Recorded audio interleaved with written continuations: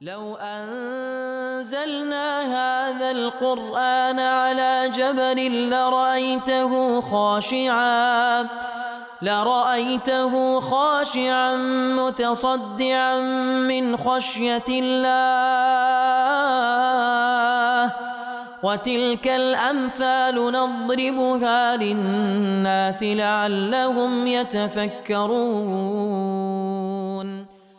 الحمد لله والصلاة والسلام على رسول الله وعلى آله وصحبه ومن والاه. السلام عليكم ورحمة الله. برزان خوش حام لواني 220 لوانا كاين تفسير قرآن بيروز بيم وخزمتان فمن بس رزامندي خواهي قول وهبادان بإوي آزي السودي دور بقرن.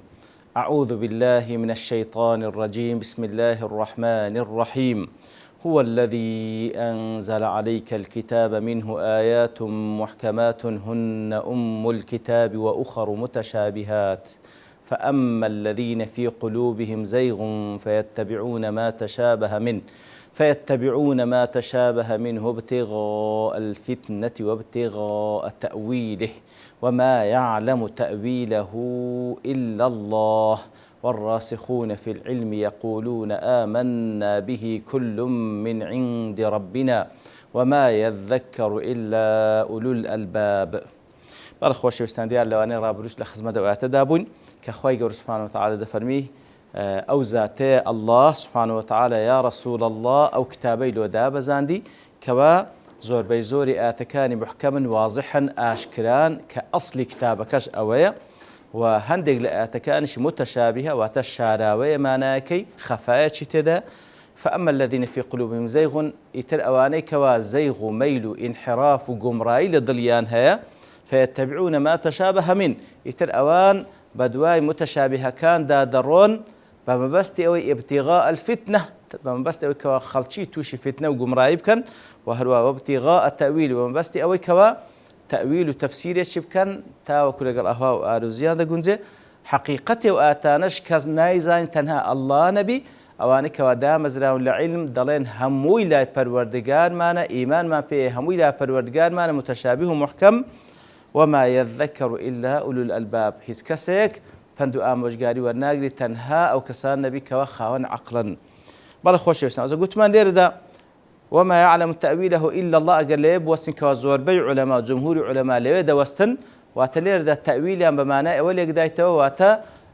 زانيني حقيقة اشتكان وعاقبة اشتكان تنها الله دا زاني وكو قتمان وكو حقيقتنا ناو صفات كان إخواي قورا بلا إما معنى كان دا زاني بوشوش إيمان ما فيك أخواي قورا فرمويتي سبحانه وتعالى بلا حقتي سمعي خواي قورا بصري خواي قورا سبحانه وتعالى إما ناو كيد زاني لأن لائقة أويك ولائقة بخوا سبحانه وتعالى حقتك إخوا دا زاني سبحانه وتعالى حقيقتي زيبوني باس كردني أو مسائل غيبيانك ولا دواي مردندن خواهي يقولوا باس كردين بلام حقتكي كوا إيمان من بيبو شو كباس كرا بلام عذابي قبر كوا بلام عذابي ناو جهنم كوا بلام خوشكاني بهشت كوا تنها خواد زاني سبحانه وتعالى حقتكي وهرواكاتي زيبوني تنها خواد زاني سبحانه وتعالى كاتبو اعتباري وما يعلم تأويله إلا الله بمعنى التأويل ده بمعنى حقيقة اشتكى وعاقبة اشتكى بلام وقت ما هندج العلماء كذلين وما يعلم تأويله إلا الله والراسخون في العلم كواتا دلين نخيل ليردا وصل ذكره كواتا تأويلكي خواج دزاني وهرو هذا كساني شي دا مزراو لعلم اوانيج ديزانن ليردا التأويل بمعنى التفسير ده تأويل بمعنى التفسير ده كواتا تفسيركي اواني كوا طبعا خواد زي تفسيري همو اتكان القران بيرس كوا كلامي خوتي وهرو اواني كوا راسخ العلم اواني كوا دا مزراو لعلم اواني كوا بتواوتي علميان هي اوانيج دزانن وكو ابن عباس خوالي رازي بك بيغمبر صلى الله عليه وسلم دعاء له كردبو دي فرموبوي اللهم فقهه في الدين وعلمه التأويل بمعنى تيدي بمعنى خواتي جيني لو دينه وفقه في بخش وروها تفسيري في بكي يتر ابن عباس يقول وكسانم كبدعاء ببركة دعاء بيغمبر صلى الله عليه وسلم كسيكبو كوا تأويلي ده قرآن بيروز بمعنى تفسيري قرآن بيروز ده زاني كوا تبو معنى اگر تأويل بمعنى التفسير به فعلا خواج دزاين سبحانه وتعالى وهروها راسخون في العلم. طبعا وقتمان كابن عباس لقولش دخوي الرازي فرمي يعني تفسير كات سن مرتبه يعني اتكان القران هندك هم خلق تيدغا وي كبس دزمان عربي بزاين تيدغا بەڵام هەندێک هەیە تەنها عولەما تێدەگەن تەنها عولەما تێدەگەن یعنی بە تایبەتی ئەواتەن کە ئیشتیباهە چ تێدایە واتە چەند مانایەک لە خۆ دەگری بەڵام شەرت ئەوەیە کەسێک علمی هەبی ئەوەی کەوا چەند مانایەک لە خۆ دەگریتن ئەو متەشابه بجێرتەوە سەر محکەمەکەی و ئەو جا فەهمێکی جوان و ڕێک و پێک و ڕاست و دروست لە بۆ خۆی لە بۆ خەڵکی باز بکە ئیتر ئەوەیان تەنها عولەما تێدەگەن تەنها عولەما تێدەگەن کەواتە ئەوانەی کەوا ڕسوخیان کردێ لە علم ئەوانەی کەوا دامەزراون لە علم بەو شێوەیە کە خوا موفەقیانی کردێ ئەوان فعلا خواش دەزانی مانایەکەی ئەو متەشابیهانە چییە و هەروەها ئەو ڕاسخونە فی العلم عولەمای تەواو ئەوانیش دەزانن متەشابیهەکان بە شێوەیەک لێک بدەنەوە بۆی کەوا تەناقوز لەگەڵ محکەمەکەی نەکاو بەڵکو بیجێڕنەوە سەر محکەمەکەی کەواتە لێرەدا بە تەفسیری دووەم تەویل بە معنای تەفسیر دێ والله ئەعلەم بەڵێ والراسخونە فی العلم ئەوجا کاتێکەوە هەر ئەوان تەفسیرەکەی دەزانن یاخود بە معنای دووەم کە گوتمان ئەگەر تەویلەکەی بە معنای حقیقەت شتەکەوێ راسخونە فی العلم لێرەدا بەس دەڵێن یەقولون آمنا به كل من عند ربنا ئەگەر بە معنای دووەمیش لێک بدەینەوە گوتمان کەوا تەویلەکەی بە معنای تەفسیر دێ بەڵێ خواش دەزانی و ئەوانیش دەزانن ئەوجا حالی وان چی یەقولون آمنا لەو حاڵتەی دەبیتە حاڵ والحاصل راسخ لە علم کەواتە نەک هەر عالم نەک هەر علمی هەبی یعنی وەکو زانان دەفەرمون بەڕاستی عیبرەت بۆی دانیە کەسێکەوە علمی زۆرە بەڵام عیبرەت بۆی کەوا فعلا ڕسوخی کردێ لە علمەکەی پێ جێگیر بووە بەو علمەی کەواتە علمەکە فعلا تەفاعولی لەگەڵ کردیتە حاڵەتە چی قەلبی تعاملی لەگەڵ دەکا بەو شێوەی طبعا کەسێکەوە علمی هەبی و هەروە ڕسوخی کردی لە علمی تر خوای گەورە موفەقی دەکا لێ تەماشا دەکەی لە ئەقوالی عولەما لە مفەسیرین کاتێکەوە دەخینەوە لشرح لتفسير قرآن بيروز ياخذ لشرح أحاديث كان في صلى الله عليه وسلم لباس كردني حقائق كان الإسلام هزدكي أو توفيق إخوي جوري سبحانه وتعالى أو توفيق إخوي جوري سبحانه إخوي جوري كوا باش أو كوا صدقي لو بنديديت يا إخوي جوري موفقي كرديا نور شيء ببخشيا كوا هموش تغام زكان لبيشساوي أشكال فرقانش ببخشيا حق وباطل بيليك زيادة كاتو إتر والراسخون في العلم يقول آمنا بكل من عند ربنا كواتا بيوستا بلي أو كسا إيمان ما بيه بآت كان قرآن بيروز أو كوا تيدقي واضحة وآشكرها أو كإشكال اشتدا بيوستا بيجي رولو محكمو بلي إيمان ما بينا هموي لا پروردگار مانا وما يذكر إلا أولو الألباب بلام هيت كسك لقرآن بيروز بندو آموشگاري ورناقري ونايكات عمل إلا أولو الألباب نبي جمعي لب أنا كخوان عقلا عقلك كوا إدراج بيدكن وعقلك كوا هرسكوتي راس تدرستي بيدكن وقتا عقلي إرشادي شان هي أو أنا بندو آموش قال ورقة قلت لقدر أو كوا بندو آموش قال القرآن بيروز والبقري أتو خاون عقلي شي راشدي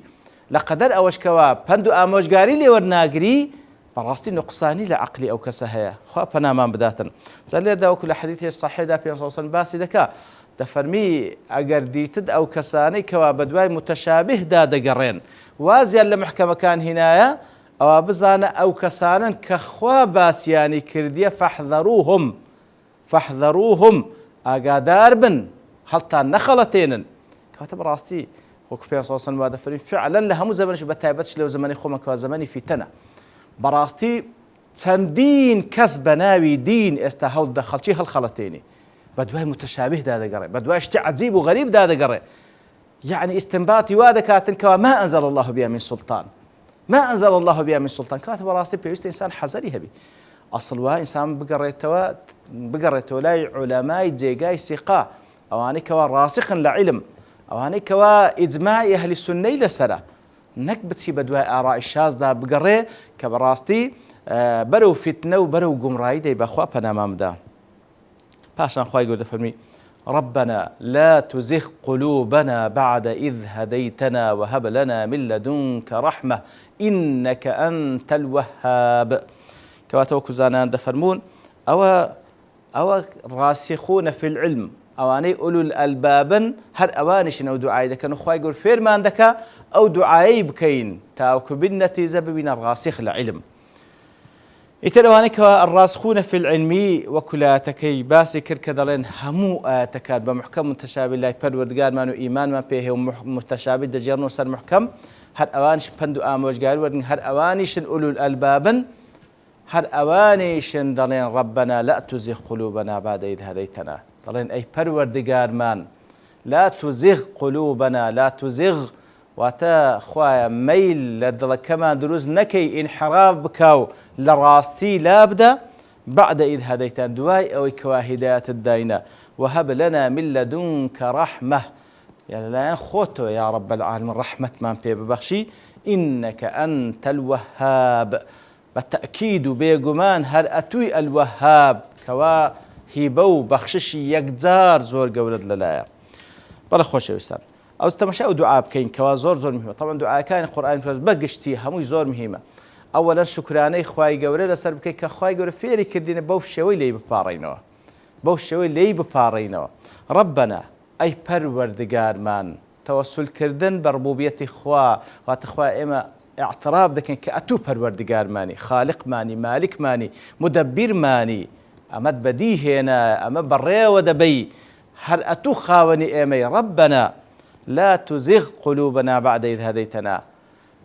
لە دوای ئەوە کە هیدایەتماندایە خوا ئەو دڵانەمان بەرەو گومڕایی نەبەی، ئەو دڵانەمان بەرەو گومڕایی نەبەی. جا لێرە تەماشاکە، تەوەسولی کرد بە ڕبوبیەت، پاشان تەوەسول دەکا بەچی؟ بە نیعمەتێک خوایە، خوایە تو هیدایەت منت دایە وەکو نیعمەتێک خوایە، دەی ڕاجیراوم کرد لەسەر ئەو هیدایەتە و ئەو دڵەم مەیلی لێ دروست نەکرد. لا تزغ قلوبنا بعد إذ هديتنا. دیارە بەڵێ خوای گەورە سبحانه وتعالى بەتوانە لەسەر هەموو شتێک، وەکو پێغەمبەر صلی الله عليه وسلم لە چەندین ئەحادیثی صحیح باس لەو حقەتەکە لەوانە قلوب العباد بين إصبعين من أصابع الرحمن يقلبها كيف يشاء، دڵی بەندەکان لە نێوان دوو پەنجە لە پەنجەکانی الرحمن پەروەردگاری بەڕەحم و بەزەیین، دڵی بەندەکان لە نێوان دوو پەنجەیە لە پەنجەکانی الله سبحانه وتعالى الرحمن، ئیتر حرەکەی پێدەکا هەر وەکو ویستی لەسەر بی. جا لێرەدا كيف يشاء، كيف يشاء يحركها كيف يشاء. جا لێرەدا ئەوەڵەن خوای گەورە مطلقی مەشیئە، مەشیئەتێکی مطلقی هەیە، ئەوەی بێوێ دەیکا، بەڵام مەشیئەتی خوای گەورە وەکو لە قورئان پیرۆز لە حەدیث صحیحەکانی پێغەمبەر صلی الله علیه وسلم بەدیار دەکەوی، مەشیئەتی خوای گەورە ئەو پەڕی عەدالەتی تێدا، ئەو پەڕی حکمەتی تێدا، ئەو پەڕی علمی تێدا، ئەو پەڕی علمی تێدایە. کەواتە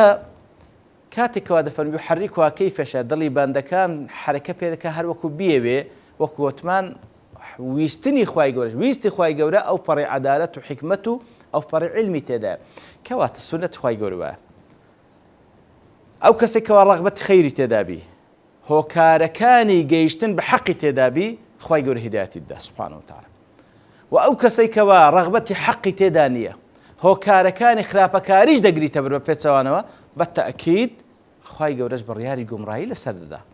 بڕیاری گومڕایی لەسەر، کەواتە حەقەتێکە پێویستە بزانین.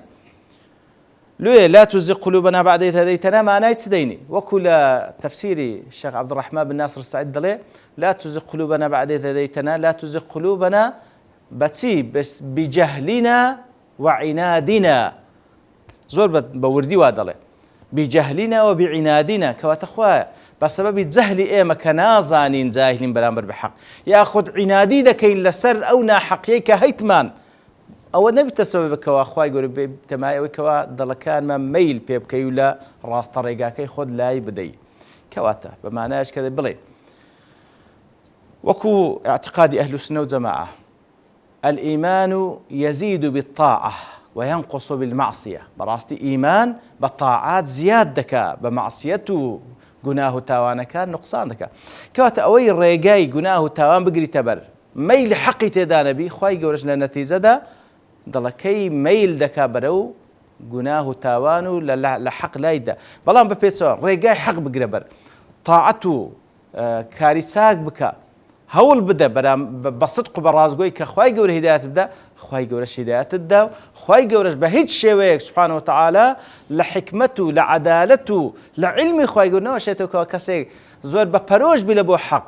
عەوداڵی حەق بی، کردەوەی چاک بکە، خوای گەورە والعیاذ بالله دڵەکەی لا بدا لەسەر حەق و بەرەو گومڕایی با والعیاذ بالله. بە هەر حاڵ لا تزغ قلوبنا بعد إذ هديتنا، کەواتە دەبێ ئەو هاتەیە بگەین لە دوای کە خوا هیدایەتت داینە، دەی خوایە وامان لێ بکەین، مۆفەقمان بکەین هەر بە دوای حەق بین، کاری چاک بکەین تاوەکو ثەباتمان بدەین لەسەر ئەو حەقی، نەبادا بە بابلين بزبري شيطان ونفسي أمارة بالسوء كاري خراب بكينو لحق لا كوين إتلنا تزدا تجبر ياري قمراي ما لسر بدي لو بيغمبر صلى الله عليه وسلم زور أو دعاء ذكر اللهم يا مقلب القلوب ثبت قلوبنا على دين اللهم يا مصرف القلوب صرف قلوبنا على طاعتك كواتا براستي خواي يقول مقلب قلوبه خواي يقول مصرف قلوبه كواتا خواي يقول دلكاني بدستوي بلان بعدالتي خوي تعاملي لقلدك بحكمته وبرحمته خوي تعاملي لقلدك كواتا وي ميل حقي هبي برو حق هنقاون بالتأكيد خواي يقولش هر برو حقي دبا كواتا لا تزق قلوب بعد لديتنا خواي موفق ما بكي كوا بدوا حق دابين تا وكون أو دلمان زيجير بي نبادا بدوي باطل وكاري خراب بكين لنتيجة دابب تمايو كأتوش برياري قمراي ما لسر بدي وهب لنا من لدنك رحمة وهروا يا رب العالمين للاني خوتو بما بخش رحمتك بنكرا كواتا زور قورة بروي رحمتك بلنا أو پروردگاري بدي بتس رحمتك بي وهب لنا من لدنك للاني خوتو يا رب العالمين زوكو ابن تيمية رحمة خالي بدري خواهي يقول رحمته برامبر ببندكان بقشتي مسلمان وكافر وكل لاني مادي جياني أنو خلق يعني كذا ورزق يعني دا وعافيته بيدا بخشي باشان رحمتيش تايبتر لبو إيمان داران كهدايتي بيدا رحمتيش تايبتر لبو متقين كموفق يعني لبو طاعة رحمتيش تايبتر لبو أولياء كوديان كاتولي رحمتيش تايبتر لبو أنبياء ومرسلين كوا پیغمبراتیان پیدا بخشی یتر هب لنا من لدنك رحمة أي پروردگار ما لنا خوت ورحمة ما پی بخشی ببي جمان هر أتوي الوهابي يكلنا وبيروزكاني خواهي جورا لا هبته هتا بخششي جورا وفراوان ما بخش البروي هر أتوي الوهاب يتر إيماج بوشي ولا خواهي جورا بارينو ربنا لا تزغ قلوبنا بعد إذ هديتنا وهب لنا من لدنك رحمة إنك أنت الوهاب وصلى الله وسلم على نبينا محمد وعلى آله وصحبه أجمعين وآخر دعوانا الحمد لله رب العالمين. لو أنزلنا هذا القرآن على جبل لرأيته خاشعا متصدعا من خشية الله وتلك الأمثال نضربها للناس لعلهم يتفكرون